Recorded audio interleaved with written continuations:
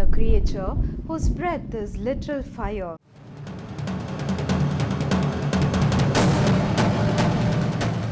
Whose eyes can make you remember every wrong thing you've ever done.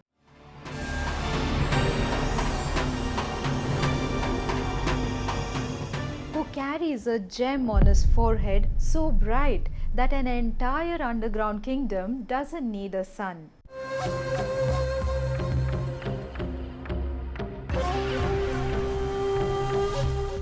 And Mahadev, Shiva himself, looked at this creature and said, "Come, sit on my neck, stay with me forever." Why? What did the serpent do to earn the most sacred spot in the universe? That serpent was Vasuki, king of the Sarpas, and his real story is one of the most extraordinary stories buried in our Puranas.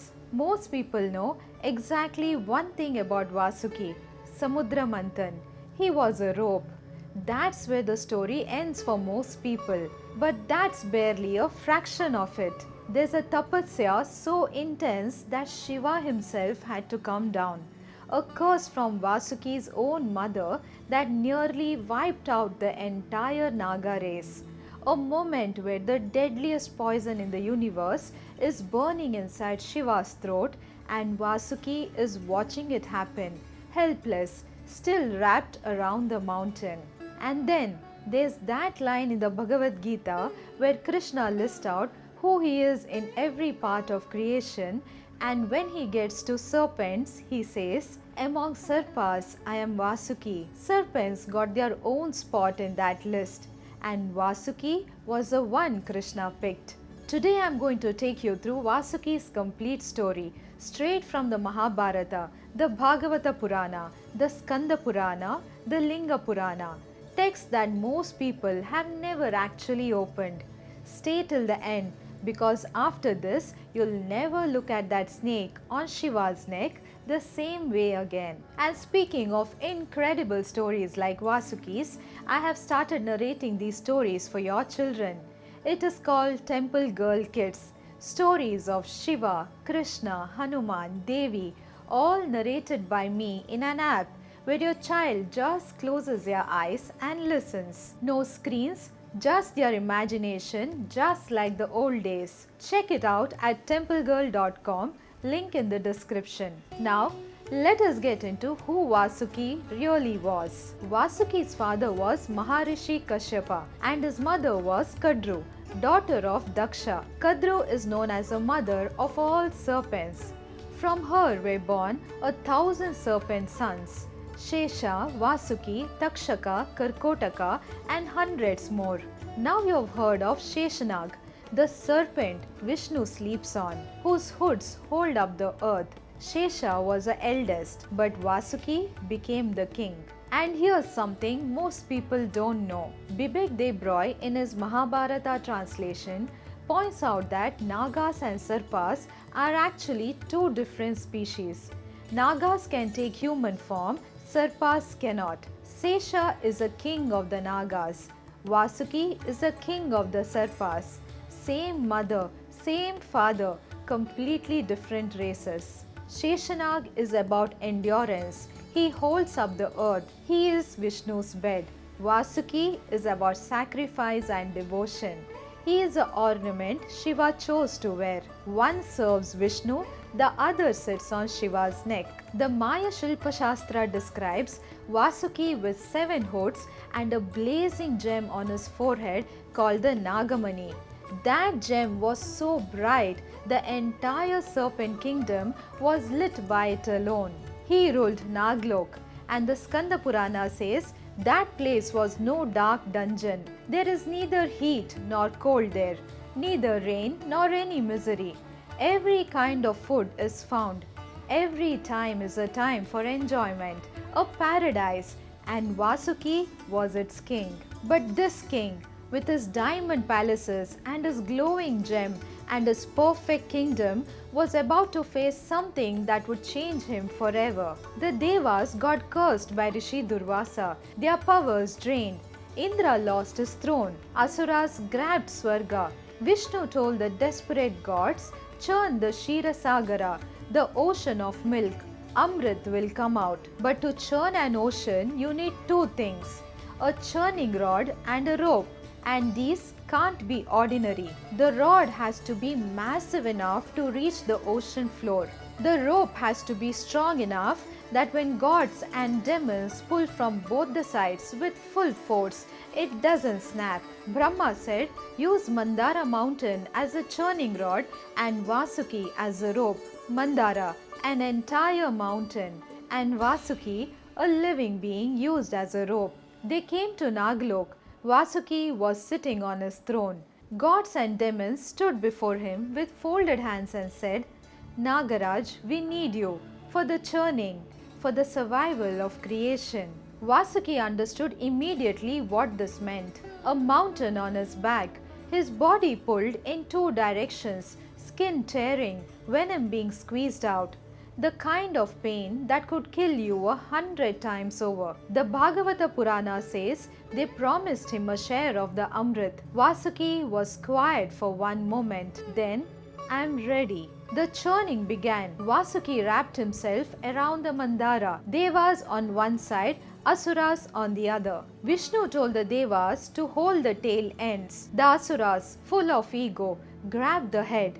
That's where the power is. Terrible decision. The Bhagavata Purana says fire and smoke burst from Vasuki's 1,000 eyes and nostrils, all shooting flames straight into the Asura's faces. And the Brahmanda Purana has a detail you won't hear anywhere else. It says Vishnu actually took two separate forms during the churning, one body on the Deva side, another on the Asura side, and personally helped pull Vasuki from both ends. Even God had to hold the rope. That's how massive this was. The treasures came out one by one. Kamadhenu, Uchchaishravas, Airavata, the Parijata tree, Dhanvantari with Amrit, and Mahalakshmi herself. Everyone celebrated. Nobody checked on the rope. His skin torn, his spine crushed, not one word of complaint. But before the treasures, something else had come out. Halahala, the deadliest poison in the universe. The ocean turned black. Trees on distant shores died. Birds dropped from the sky. Everyone ran. Vasuki was still wrapped around the mountain. He couldn't leave. He'd given his word. Shiva stepped forward and drank the Halahala. Parvati Ma pressed his throat. The poison stayed there, turning his neck blue. That's why we call him Nilakant. The Vayu Purana gives us a chilling detail. Shiva himself describes this moment afterwards. He says, the poison turned his throat black instantly, and that it had taken the shape of a serpent like Takshaka sitting on his throat with its tongues out. And Vasuki watched all of this, still coiled around the mountain, body torn apart from the churning, and now watching this god, who he barely knew at that time, step forward and swallow the world's poison without a second thought. While everyone else ran, Shiva walked towards the fire. Something shifted inside Vasuki that day. He had seen what real fearlessness looks like, what real sacrifice looks like. And he knew, this is a god I want to give my life to. The Linga Purana tells us what Shiva said after drinking the poison. Kalakuta is not the real poison. Worldly existence, that is a real poison.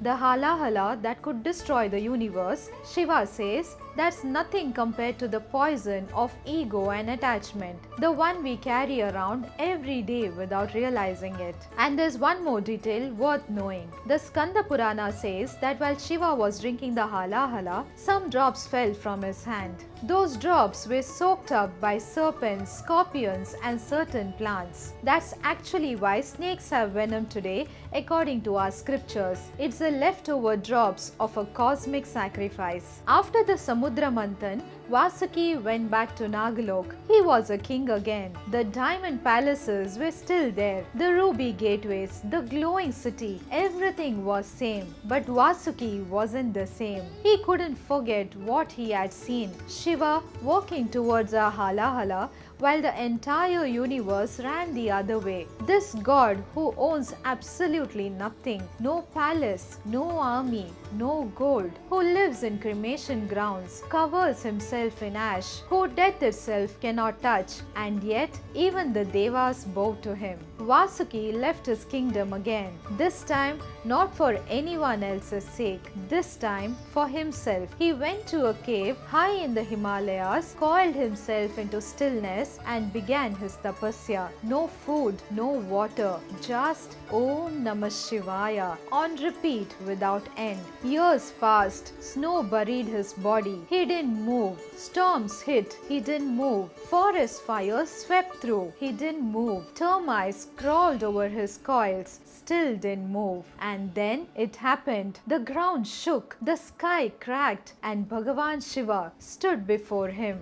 Ganga in his locks, moon on his forehead, this complete stillness in his eyes. Shiva said, Vasuki, your bhakti pulled me here. Ask for anything. Now think about what's happening here. Vasuki has already been through the Samudra Manthan. His body was used as a rope. He's already proven his sacrifice. He could ask Shiva for payback, power, protection, revenge, anything. And Vasuki said, Prabhu, I don't want anything. Just let me stay near you. Let me serve you. That's all. Shiva said, Tatahastu. From today, you are the ornament around my neck. The king who had everything walked away from it because after seeing Shiva at the Samudra Manthan, nothing else mattered. And that serpent you see in every Shiva image, every painting, that's Vasuki, still there after all this time. But being on Shiva's neck didn't protect Vasuki from what was coming next, because the darkest chapter of his life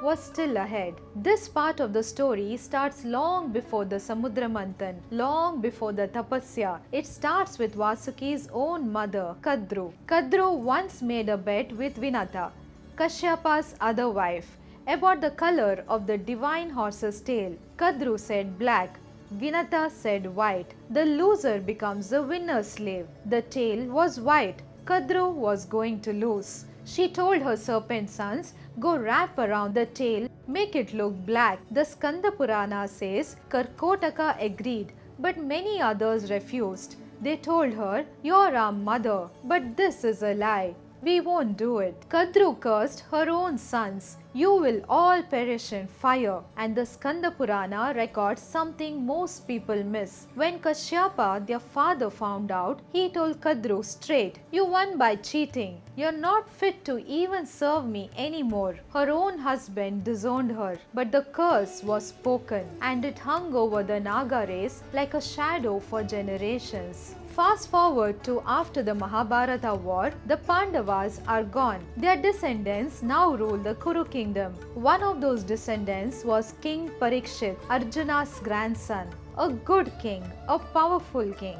One day, Parikshit was out hunting and unknowingly insulted a meditating sage. The sage's son cursed Parikshit, you will die of a snake bite within 7 days. And when the 7th day came, the Naga, Takshaka, found Parikshit and bit him. Parikshit died. Now Parikshit's son was Janamejaya, a young king who had lost his father to a snake bite. His grief was unbearable, and slowly that grief turned into rage. He didn't just want Takshaka punished, he wanted every serpent in existence wiped out. He started the Sarpasatra, a massive snake sacrifice, a sacrifice where every mantra called a serpent's name and dragged it through the air into the fire.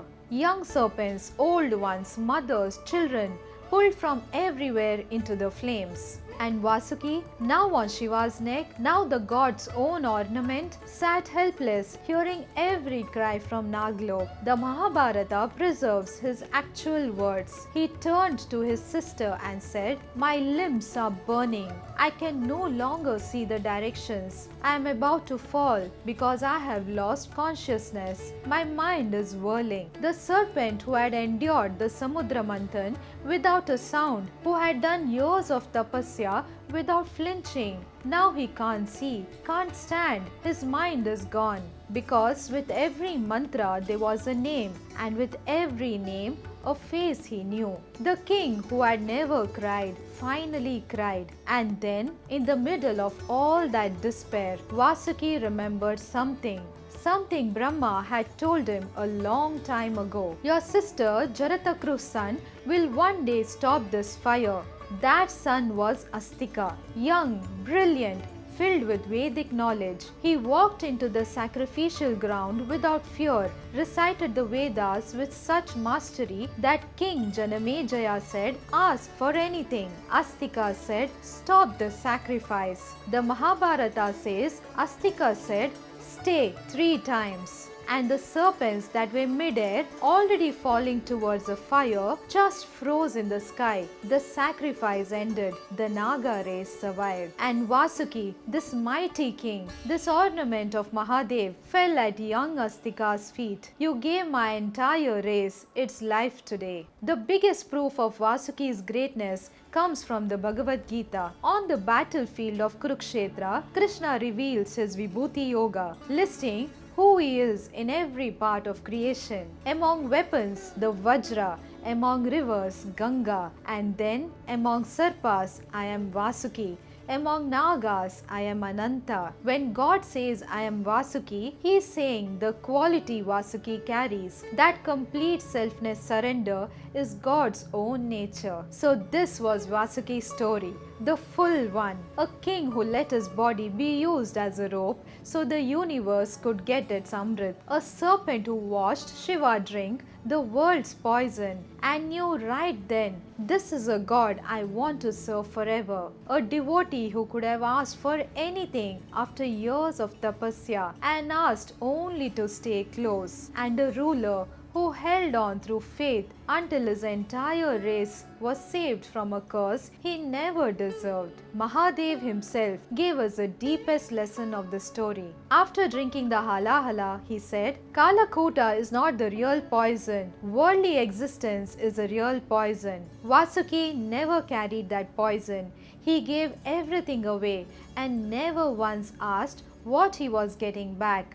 And that's exactly why a serpent sits on the neck of God, because he gave everything and wanted nothing. If you enjoyed watching this video, subscribe and hit that bell.